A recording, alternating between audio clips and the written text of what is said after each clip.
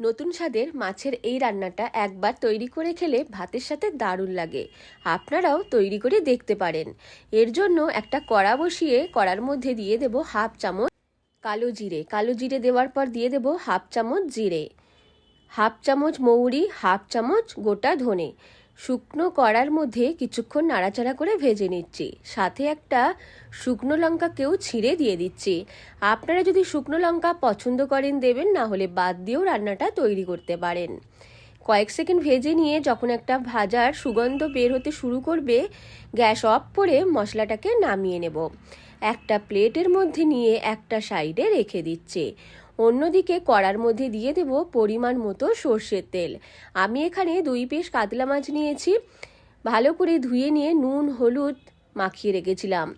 মাছগুলোকে তেলের মধ্যে দিয়ে 2 পাশটাকেই ভালো করে ভেজে তেল থেকে তুলে নেব। আমি এখানে কাতলা মাছ দিয়ে রান্নাটা তৈরি করেছি। আপনারা চাইলে যে কোনো মাছ দিয়ে এই রান্নাটা তৈরি করতে পারেন। মাছগুলো বেশ ভালো করে ভাজা হয়ে গেছে, আমি তেল থেকে তুলে নিয়ে নিচ্ছি।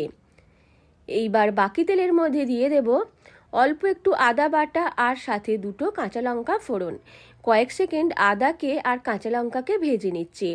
খুব বেশি ভাজার প্রয়োজন নেই, একদম হালকা করে ভেজে নিতে হবে। ভাজা হয়ে গেলে দিয়ে দিলাম 1 কাপ পরিমাণ জল, সাথে দিয়ে দেব পরিমাণ মতো নুন, আর যেই মশলাটা ভেজে রেখেছিলাম গুঁড়িয়ে নিয়েছি সেই মশলার গুঁড়ো দিয়ে দিলাম। সব কিছুকে ভালো করে মিশিয়ে নিয়েছি। ফুটতে শুরু করলে আগে থেকে ভেজে রাখা মাছগুলো দিয়ে দিচ্ছি। 1 মিনিট মতো মিডিয়াম ফ্লেমে ফুটিয়ে নেব। খুব সহজেই খুব কম সময়ের মধ্যে মাছের এই ঝোল রান্না করা যায়। আপনারা অবশ্যই তৈরি করে খেয়ে দেখবেন, মুখের স্বাদ ফিরিয়ে আনতে অসাধারণ স্বাদের একটা মাছের ঝোল। ভালো লাগলে লাইক, শেয়ার এবং কমেন্ট করতে ভুলবেন না। আর যদি ধনেপাতা পছন্দ করেন তাহলে ওপর থেকে অল্প একটু ধনেপাতা কুচিও ছড়িয়ে দেবেন।